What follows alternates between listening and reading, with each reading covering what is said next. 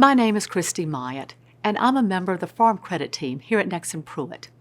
In this video, I will talk about why you need a reaffirmation agreement in a Chapter 7 bankruptcy case. Chapter 7 allows a debtor to discharge certain debts in order to obtain a fresh start. With respect to a secured debt, the individual debtor has three options. First, the debtor can surrender the collateral back to the secured creditor. Note that the secured creditor will still need relief from stay to sell the collateral. Second, the debtor can retain the collateral and redeem it by paying the value of the collateral in a lump sum and not in installments over time. Third, the debtor can retain the collateral and enter into a reaffirmation agreement by agreeing to pay the full amount of the debt over time with interest. What happens if the debtor does not exercise one of these three options? This can occur if the value of the collateral exceeds the amount owed the secured creditor, the debtor is current on the payments at the time of the bankruptcy, or the debtor fails to or simply does not want to sign a reaffirmation agreement.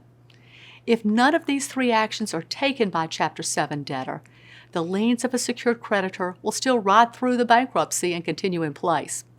So long as the debtor continues making payments on the secured debt in order to keep his or her farm, tractor, or house, a secured creditor such as a farm credit association can accept the payments and the debtor can continue to use the house, tractor, or farm.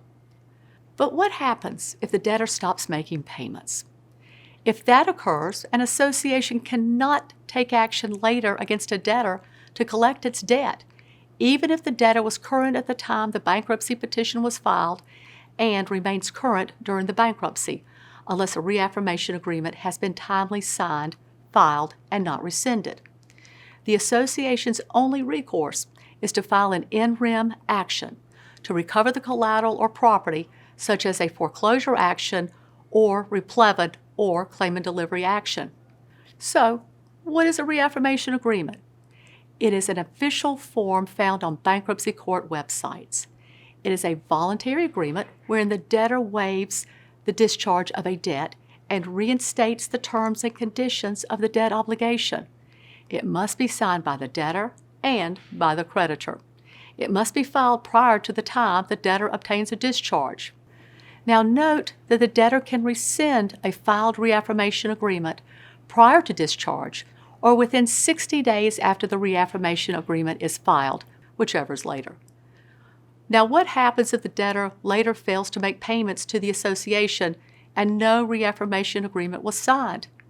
As indicated earlier, an association cannot take action against the debtor to collect any installments or the balance of its debt once the debt has been discharged.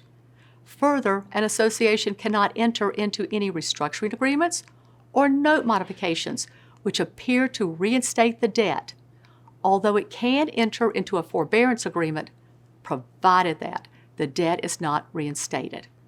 So it is important for an association to be proactive with Chapter 7 debtors. First, immediately send out DLR notice to the borrower and counsel if not sent prior to the filing. Second, send out a completed reaffirmation agreement to debtor's counsel for the debtor to sign and then follow up with the attorney to make sure the reaffirmation agreement is filed prior to the debtor's discharge. Then check back to see if the reaffirmation agreement has been rescinded. Knowing your rights in a Chapter 7 bankruptcy case and being proactive will help you better collect your debt and protect your collateral. If you have any questions or need more information about Chapter 7 reaffirmation agreements, please call me or any of the other members of the Farm Credit team here at Nexsen Pruet.